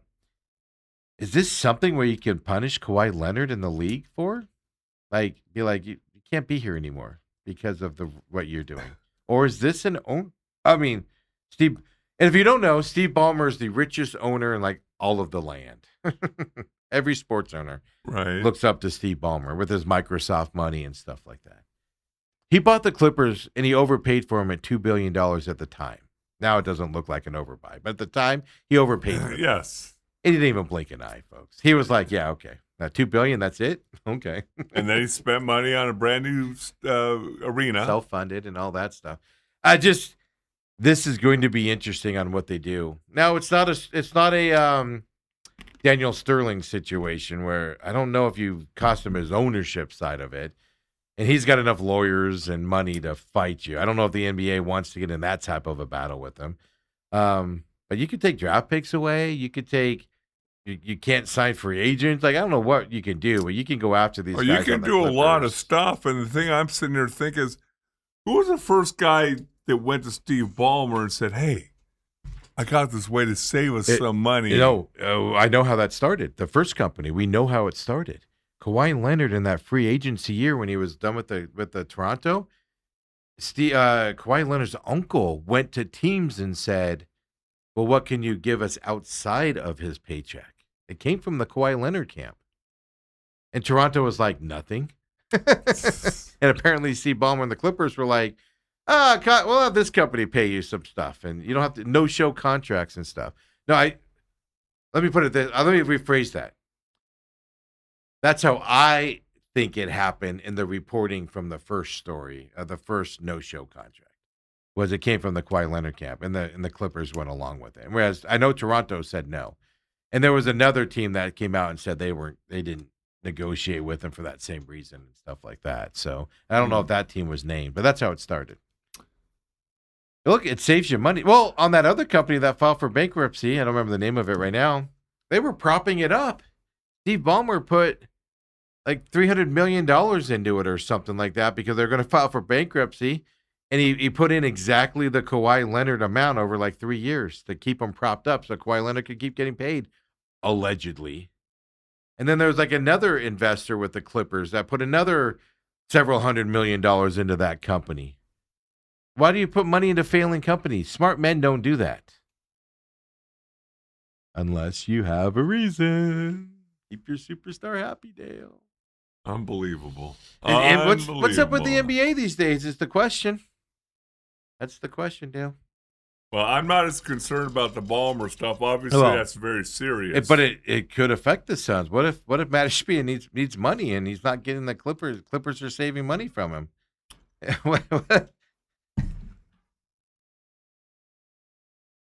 Did we take a break this hour yet? We haven't. Well, that would have been a perfect break right there with my little tie together on the two stories there. And I screwed it up. You can still recover. Could I do it again and then I could just cut it out later? Well, here's the problem, Dale. Is Matt Ishbia might need a loan, might need to get some money. The Clippers keeping it from him with these by circumventing the salary cap. Start selling some mortgages. Now we got a fake laughing. I saw somebody in the comments on that Ishbia as we go to break here. They said Guess HBS shouldn't have just built a $250 million house up in Michigan. He's going to be all right, folks. Let's hope so. It is Phoenix, Steve. Things have a way of going awry. What I'm interested in as a final note here on this is everybody's high on Matt Ishbia. Is he going to turn out to be one of those shady business? We don't think so. But is this the first little blip in his business dealings that people aren't going to like, and it's going to come out shady? People are going to start to turn on him. It's in the valley. Come on back, folks. The main events.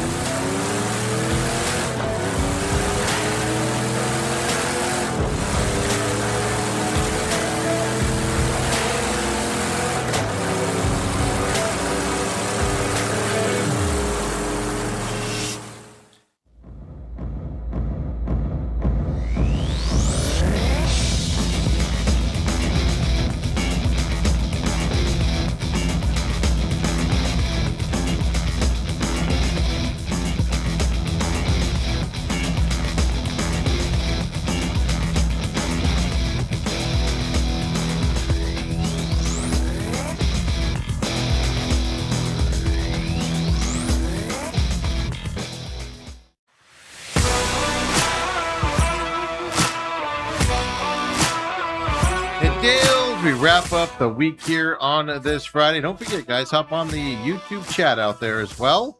Get caught up on that here. Robert says you need to interview the dog. Oh, my God. We do need to interview the dog. I need to set that up. I got to contact Brooke and to go up there and interview Mila and see how traumatic her experience was out there. She loves her dad when there's nobody else. She likes her dad. Well, because she's not dumb. She's like, this is the guy that feeds me. Yeah, he'll at least feed me. Yeah. Robert says the stuff with Kawhi reads like the movie Blue Chips. I vaguely remember that movie back in the day, but there's a lot of payments going on there in that movie as well.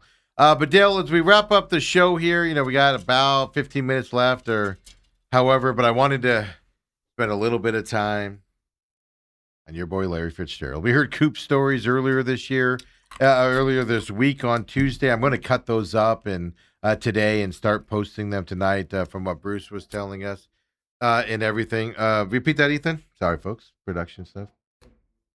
Oh my gosh, I forgot about that. Yeah. I tell you what, folks, let's pause that for a second on the Larry thing. Yeah. We got to do this. Oh my God. Thank you, Ethan. Ethan just saved me. I think of all years, this is not a year if I'm Purdue that I'm rankling Indiana. Yeah. Okay, we got to do this before we get into Larry. I'm sorry, Larry. You're going to be on the back burner here for a second because this is amazing to me. Purdue just hired a new athletic director. Yes. And I watched the whole press conference yesterday. After I saw this clip, I went back home because I was like, is this guy just dumb? He's a smart dude. Purdue's a big, smart engineering school, folks, if you don't know. The school is well known for engineering. It's an expensive school to get into. It's not something you sneeze at if you go to Purdue or somebody that went to Purdue. It's not. So I'm like, is this guy just an idiot? This athletic director they hired with the comment he made yesterday. But no, he talks about it. He goes, we're going to have hard-hitting football. We're going to have hard-hitting sports. We're going to get the players here that want to be here. All of that stuff. He said it in a way not as good as Kenny Dillingham, but I thought it was very Kenny Dillingham-like. And what I mean by that is hyped up the school. Everything. When one part of the school wins, we all win. So meaning if the engineering department does well, we'll do better. If we do better, then they'll do better. He totally hyped up the school and his plans are and all of that stuff. And that Dale, in the however 100 years of Purdue sports. Yeah. Have they ever won a national championship in college football? Not a national championship. I think they might have won a Big Ten. The only time I remember Purdue football being like really good was when Drew Brees was there. Right. And one year they played Arizona State in the El Paso Bowl, Sun Bowl one year with Drew Brees. There had to be something in the 40s, 50s. Because I was at that game as well. But that in my lifetime, that's how I remember Purdue being really good was the Drew Brees years. Now they weren't always 2-win teams. I'm talking national talk level was Drew Brees years. Last I remember at least, and stuff like that. And everything. So they hired this new athletic director yesterday, and he gets up there and he's talking all the right stuff about the school and how we're going to prop it up, what we're looking for on the athletic side, how we're going to work together as a school. All positive stuff's out there. Yep. Then he says this, folks. Every recruit, every current student athlete will hear this message repeatedly. We are here to win championships.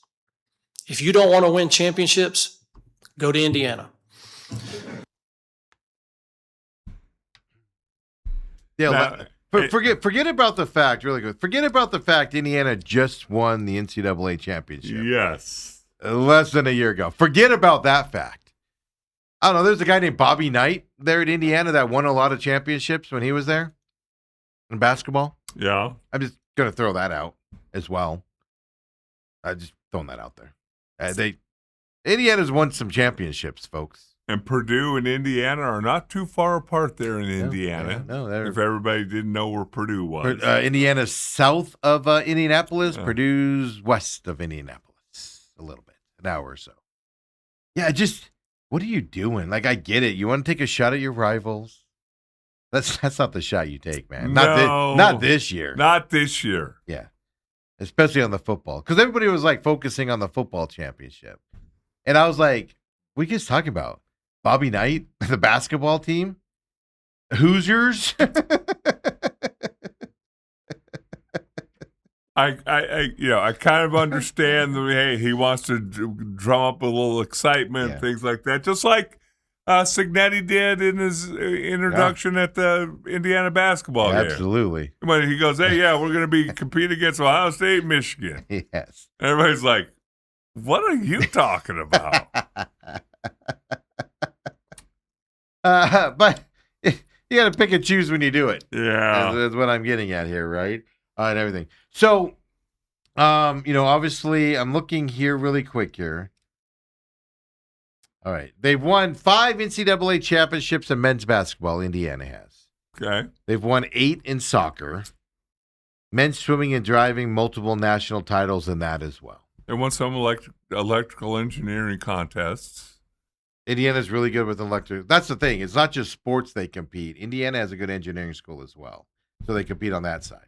But obviously the football championship that they just won as well for them out there. Right. Purdue. 5 national team titles and 83 Big Ten conference championships throughout its history. 5 national team championships is all they've got. Indiana has 8 in basketball. Well, are any of those in football? For Purdue? No, Purdue's never. I knew Purdue had never won a national championship because I was kind of like you. All right, maybe back in the 20s or 30s, the Boilermakers made a run, but no, they've never won a football one. Indiana, 1932 men's basketball. They were selected as national champions that year by the Helms Athletic Foundation. So they didn't even win it. They were selected to be national champions then. That's their basketball championship. 1961 men's golf. 1999 women's basketball tournament as well. 2010 women's golf as well. Okay. Yeah. 31 individual national championships if you want to count those. But my point is, I would consider Indiana and Purdue. I would consider Indiana the better school, but if you look into the numbers, they're probably close to equal. I just don't know what are you doing taking that shot? Yeah, to take a shot on your introductory news conference. Doesn't make any sense to me at all. So I wanted to bring that to you as a little bit of fun. Yeah. Thank God we have Graham Rossini here, man. The guy is going to be clamored by big schools, right? We've lost a lot of athletic directors to Notre Dame, Ohio State over the years. And Grant Rossini is going to be a guy that's going to be watched by these types of schools as well and everything. And thank God we got him, who he hasn't stuck his foot in his mouth once yet. And this guy does it on his first press conference. Those were written notes, too. So you know when he wrote it, he's all cracks me up a little bit. So there you go, folks. Thank goodness we don't have that here, at least in college basketball reasons as well. But Dale, now let's get into it here and everything. Robert says that's just in-state bluster, like when the school down south touts their newfangled paved roads and indoor plumbing. I love that. No, I get it's in-school bluster. Just not the year to make that, in my opinion. That's all I'm saying. That's one you could have avoided. If you want to challenge them in badminton or something, okay. But oh my God, it's so great. All right, in all seriousness, now let's get into it. I want to end the show with this and everything. So it is important, Dale. I mean, you come from I'll say two teams. Now I'm not going to include the Raiders in this, even though. Well, we can put three teams if we want to include your 2 or 3 games with the Ravens, who are just used to people getting into the Hall of Fame. Yeah. Here in Arizona, we are just not that way. Yes, Kurt Warner a couple years ago went in, and he did fantastic here. Obviously got him to the 2008 Super Bowl. The best years of our lives with Cardinals fans with him here. But he also went in because St. Louis obviously kind of let him in. That's where he won the Super Bowl. He wasn't our guy. Right. This is the first time in my lifetime we're getting our guy into the Hall of Fame as an Arizona Cardinal fan. As a city, the first time our guy is getting in there. That's fantastic. I love it. I mean, Aeneas Williams. But what I mean by that is Larry's bigger than Aeneas Williams was. Yeah. To what he meant to the Cardinals. Right. So this is our first high-profile guy into this. Aeneas Williams was a shutdown corner, folks. He was the best cornerback in the league for a bunch of years. You know this, Dale, playing against him. Torrey Aikman had to look the other side of the field when he was playing Aeneas Williams. He was another homegrown guy, right, there with the team. But I'm just talking about you're proud of this guy. You can relate to him. You saw his whole career here. Had chance. Aeneas Williams left and went to the Rams. Yes, and had some good years. Fitz never did. And he talked about that a little bit yesterday. This is our first time homegrown guy that just was loyal to us, stuck with us, went through all the ups and downs with us. All I can say is enjoy it, Cardinals fans. This you don't get too many things to be happy about here in Arizona. Well, we tried before we get back into Larry, we tried to come up. Who's the next Cardinal football player that may have a chance? I told you the best chance right now is the teammate that played with him, which would be weird. 2 receivers. Anquan Bolden. He'd be the next one. Because I know somebody, this is on your sports body, somebody said Budda Baker. Ring of Fame material, absolutely. Hall of Famer? No. I don't think so. Darren Woodson hasn't gotten in yet. That's the problem there with the hiccups. Yeah. Anybody on this team, Trey, if he keeps playing the way he's playing, he's going to be a Hall of Famer. Right. But you got to get some longevity to that level now coming up here. Carson Beck, yeah, I mean, let's be honest about it. But we're hopefully looking at 20 years from now, Dale, when he plays a long 15, 16 years in this league as the Cardinals. Yeah, exactly. So we're looking 20 years down the line. But in terms of that, I mean, right now, Anquan Bolden is the close. He was a finalist. Anquan Bolden was a finalist. His best numbers were in Arizona. A lot of people think he had better numbers in Baltimore. He did not. Best numbers were here, and things to that effect. So that's the only other one right now that has a chance to get in. And then yesterday I heard people talk about, Larry, he stayed his whole career in Arizona. He had an opportunity to go try and win a Super Bowl somewhere else, and he decided not to. And is that a mark against him? And it's like, you know who says that, Dale? Idiots. Yeah, Idiots. But people are like, you're just trying to find something. Here's why that's not a knock to Larry. And we've talked about this before. There's one reason why that's not a knock to Larry.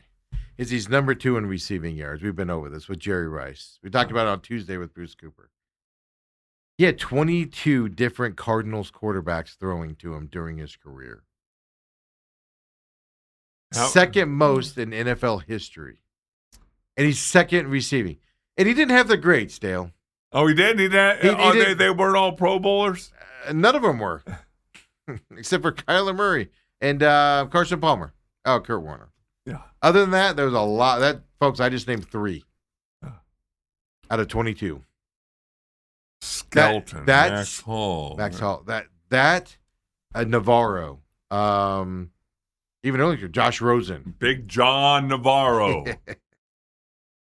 It's not to knock those quarterbacks. But What it is that tells you the talent. You go into the outside, the stuff. I mean, just an absolute human being. Bruce told us some outside stories. You heard some outside stories last night as well. But just the leader he was on that field. Folks, I sat in many games where the Cardinals were struggling on offense. Even when Carson Palmer was here. And you throw a ball to Larry and he'd catch it. It would be a simple 5-yard out. And he'd catch it and the crowd would erupt. Larry, Larry. All of a sudden, it was like the offense woke up. And all of a sudden, the offense starts performing, throwing the ball around and moving the ball down the field. Those tangibles were great as well. The reason, though, why it's not a knock he stayed here when he could have left is simple. He did more with less. And he's one of the top. Well, in his era, he's one of the top 2 to 3 receivers. You can argue with Randy Moss and guys like that. But he's one of the best receivers of all time with the least amount of talent throwing him the football. And a receiver needs somebody to throw him the football. Listen to these. I hear you laughing over there. Real quick. The quarterbacks who've thrown a touchdown pass to Larry. Man. Warner, Palmer, John Skelton, Josh Rosen, Kyler Murray, Matt Leinart, Kevin Kolb. Oh, Kevin Kolb. Derek Anderson. Oh, Derek Anderson. I forgot about Derek Anderson. You think it's funny? Josh McCown. Yeah, Josh McCown was early in his career. Drew Stanton, Blaine Gabbert, Sam Bradford, Max Hall, Brian St. Pierre. Yeah, I don't even remember that. Richard Bartell. Yeah, I don't remember that. Joe, those are the guys who threw a touchdown pass to him. And the ones who completed a pass to him, Sean King, Tim Rattay. Tim Rattay! Oh, my God. The Rattay family from here. Yeah, Brian Hoyer. Ryan Lindley. Brett Hundley. Lindley was the one that got forced in late in that season that one year when they were on that playoff run and Palmer got hurt. That was Lindley. Yeah. Brett Hundley and Mike Glennon. Brett Hundley, that's right. Another local talent. Yeah. Yeah, no, this, to me, and I'm not knocking Jerry Rice by saying this. To me, especially as a Cardinals fan, Larry just did it more with less, man. It's easy to go. Jerry Rice would have been an outstanding receiver no matter where he played. Right. Hall of Famer guy. He had that talent. But it doesn't help that you have Joe Montana and Steve Young throwing you the football. Even when he was with the Raiders, I was going to look this up. Late in his career, he didn't catch as much there. But I want to say that was Rich Gannon's years, who wasn't a slouch of a quarterback. Right. He could throw the ball. So it wasn't like you were going down into a John Skelton or Max Hall type level. He still had an all-pro quarterback. Well, it'd be like if Larry had the fortune of playing with Kurt Warner for the first half of his career and Carson Palmer the second half. How big of numbers would he have had? I would entertain your knock that he could have left and he stayed in there. I would entertain that knock if that was the situation. Right. More so than I will. He stayed here, and Matt Leinart couldn't throw him a ball that he could run with after the catch, man. It was just terrible. There were high throws, low throws. He had to adjust to catch them, type of situation. And that's what I'm like. Though this is a special human being, when he was here. And I was lucky. I was thinking about the other day, how old am I? I was there when Larry Fitzgerald got drafted, and Anquan.